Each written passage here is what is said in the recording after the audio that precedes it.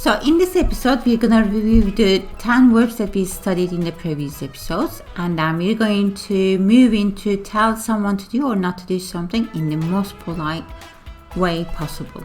So let's start from reviewing the verbs. Do you remember we studied these verbs? We have 10 verbs here.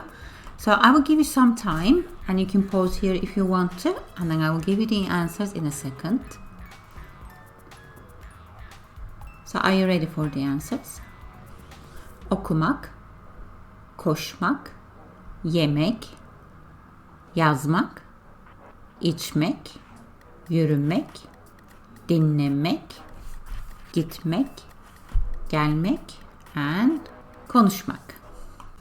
So these were the 10 verbs that we studied in the last episode, and let's take a look at the structure that we studied in the last episode, which was telling someone to do or not to do something. And I'm going to give you the same examples, 2 verbs, gelmek, to go, and koşmak, to run. And we studied the most basic form, most casual form of telling someone to do something. So what we need to do is to get rid of mek and mak, because gelmek and koşmak is the dictionary form of these verbs. So we get rid of mek and mak. Whatever is left is actually the verb stem, the base, and which also means command.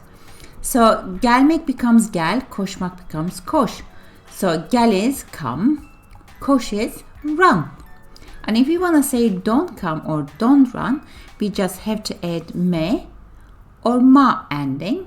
And if you want to be politer, then all we have to do is to put in ending at the end of the verb.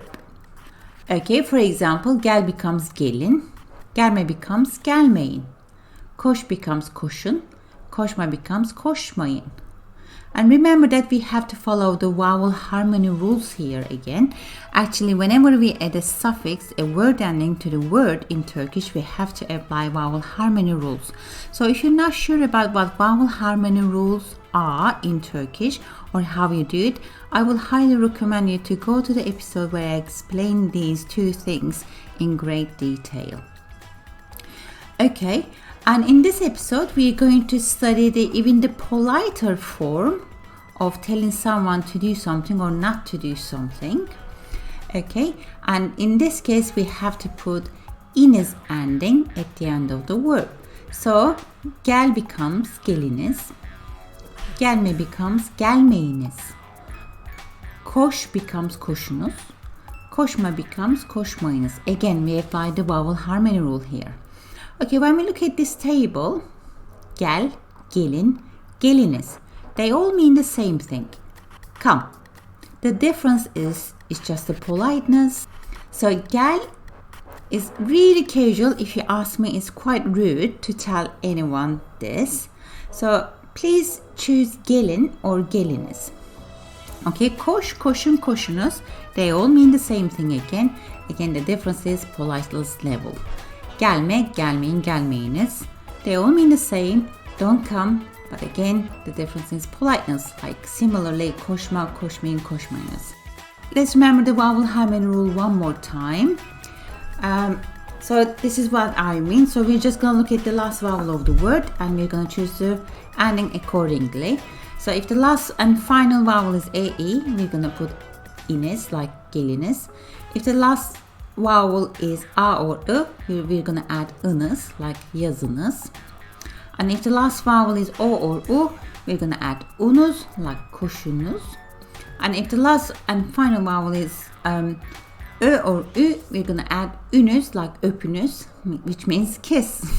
Okay, so let's practice this a bit. So I'm giving you the verbs that we studied, and what you need to do is to add iniz ending. Okay, I'm going to give you some time, or you can pause here, because I'm just going to give you the answers in a second. Are you ready? Here we go. Gitmek, gidiniz, gitmeyiniz. So that T changes to D. It's the consonant harmony rule. Again, I explained this in one of the episodes. Yemek, yiyiniz, yemeyiniz. Again, that A changes to E. Remember that. İçmek, içiniz, İçmeyiniz. Dinlemek. Dinleyiniz. Dinlemeyiniz. Again, a few more. So you can pause here again, and I'm going to give you the answers in a second.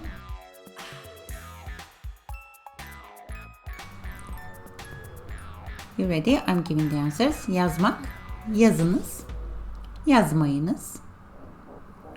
Okumak, okuyunuz, okumayınız. Konuşmak,